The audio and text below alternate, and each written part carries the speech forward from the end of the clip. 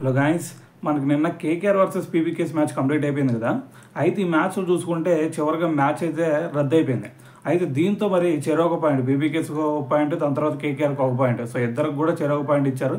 So మరి దీనివల్ల మరి ఇద్దరికి ప్లే ఆఫ్స్ రేస్ నుంచి బయటికి వెళ్తారా అంటే సో ఇద్దరికి కూడా ఇంకా ఆపర్చునిటీస్ ఉన్నాయి. సో ఇటువైపు కేకేఆర్ చూసుకుంటే ఇంకొక మ్యాచ్ ఓడిపోతే తప్ప సో మరి వీళ్ళకి ఆశలు అయితే మరి నిరాశ కావు. సో అదంతా పక్కన పెడితే మరి నిన్న మ్యాచ్లో ఏం జరిగిందనే దాని గురించి క్లియర్గా మాట్లాడదాం.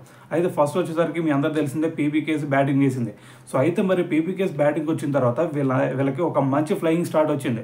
సో మరి ఇటువైపు ప్రియాంశ్ ఆర్య మంచి ఫామ్లో ఉన్నాడు, ఇటువైపు ప్రభసింద్ర సింగ్ కూడా ఇద్దరు కూడా ఒక మంచి ఫామ్లో కనిపించారు.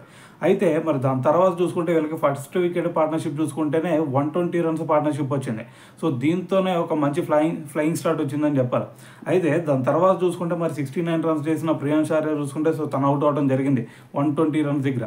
అయితే దాని తర్వాత మరి దాంట్లో ప్రియాంశ్ ఆర్య కొట్టిందంత భయ అంటే 69 రన్స్ కొట్టాడు 120లోనే. అయితే దాని తర్వాత చూసుకుంటే ఎప్పుడైతే ప్రియాంశ్ ఆర్య అవుట్ అయిపోయాడో సో దాని తర్వాత ప్రభసింద్ర సింగ్ పుంజుకోవడం జరిగింది. సో మరి ప్రభసింద్ర సింగ్కి దాని తర్వాత ఇటువైపు శ్రేయస్ అయ్యర్ మధ్య చూసుకుంటే వీళ్ళిద్దరి మధ్య పార్ట్నర్షిప్ దాదాపు 40 రన్స్ పార్ట్నర్షిప్ వచ్చింది. సో దాని తర్వాత ఇటువైపు ప్రభసింద్ర సింగ్ మనకి 83 రన్స్ చేసిన తర్వాత తను కూడా పెవిలియన్కి వెళ్ళిపోయాడు. అయితే దాని తర్వాత పీవీకేఎస్ ఒక ప్లాన్ వేసింది, మరి మ్యాక్స్వెల్ని పంపిస్తే కొంచెం అగ్రెసివ్గా ఆడతాడు, సో మరి అగ్రెసివ్గా ఆడితే ఇంకా స్కోర్ ఎక్కువ బిల్డప్ అయిద్ది అని చెప్పేసి. అయితే మరి అలాగే అదేవిధంగా మరి మ్యాక్స్వెల్ని పంపించారు. మ్యాక్స్వెల్ గురించి మన అందరూ తెలిసింది ఈ సీజన్ మొత్తం ఎలా ఆడుతున్నాడు అనేది. సో మరి అతను చూసుకుంటే మళ్ళీ సేమ్ ఫామ్. సో కేవలం 7 రన్స్ మాత్రమే చేశాడు. సో దాని తర్వాత పెవిలియన్ బాడ్ పట్టాడు. దాని తర్వాత మరి మార్క్ యాన్సన్ కొంచెం భారీ హిట్టింగ్ చేస్తాడని చెప్పేసి అతను పంపించారు. అతను చూసుకున్నా సరే కేవలం 3 రన్స్ మాత్రమే చేశాడు. సో అయితే ఇటువైపు ఇంకో పక్క నుంచి మనకి శ్రేయస్ అయ్యర్ చూసుకుంటే మ్యాచ్ని నిలబెట్టే స్టేజ్లో కనిపిస్తున్నాడు.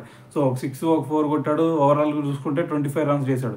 సో దాని తర్వాత చివరిలో వచ్చిన మరి జోష్ ఇంగ్లీష్తో కలిపి కొంచెం మ్యాచ్ని బిల్డప్ చేసి మరి ఇటువైపు జోష్ ఇంగ్లీష్ చూసుకుంటే కేవలం 11 రన్స్ మాత్రం చేశాడు. సో దాంట్లో కూడా 2 4లు ఉన్నాయి. అయితే ఓవరాల్గా వీళ్ళ సినారియో కనుక ఒకసారి చూసుకుంటే మొత్తం వీళ్ళు 201 రన్స్ అయితే చేయటం జరిగింది. సో మరి ఇటువైపు మరి కేకేఆర్ బౌలింగ్స్ 201 రన్స్ ఇప్పించారంటే మరి వాళ్ళ బౌలింగ్ ప్రదర్శన ఎలా ఉంది అంటే వాళ్ళకల్లే వికెట్లు తీసింది మొత్తం 3 ప్లేయర్సే. వైభవరావు ఒక 2 వికెట్లు తీశాడు, దాని తర్వాత వరుణ్ చక్రవర్తి ఒక వికెట్ తీశాడు, దాని తర్వాత చివరిలో మరి ఆండ్రస్లో ఒక వికెట్ తీయడం జరిగింది. సో మరి ఓవరాల్గా చూసుకుంటే మరి వీళ్ళకల్లే చెప్పుకోదగ్గ బౌలింగ్ పర్ఫార్మెన్స్ ఎవరు కూడా లేదు. అందరూ కూడా ఎక్కువ ఎకానమీతోనే బౌలింగ్ చేశారు.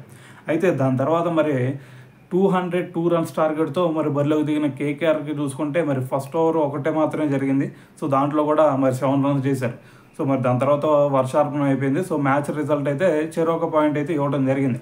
సో ఏదేమైనా సరే మరి ఈ మ్యాచ్ చూసిన తర్వాత మరి కేకేఆర్కి ఇంకా ఆశలు ఉన్నాయనే చెప్పాలా. సో రాబోయే మ్యాచ్లో గెలిస్తే ఆటోమేటిక్గా వాళ్ళకి ఇంకా ఛాన్సెస్ అయితే ఉన్నాయి. సో ఏదేమైనా సరే మరి ఓవరాల్గా మ్యాచ్ చూసిన తర్వాత మరి మీరేమనుకుంటున్నారు అనేది కింద కామెంట్ చేయండి.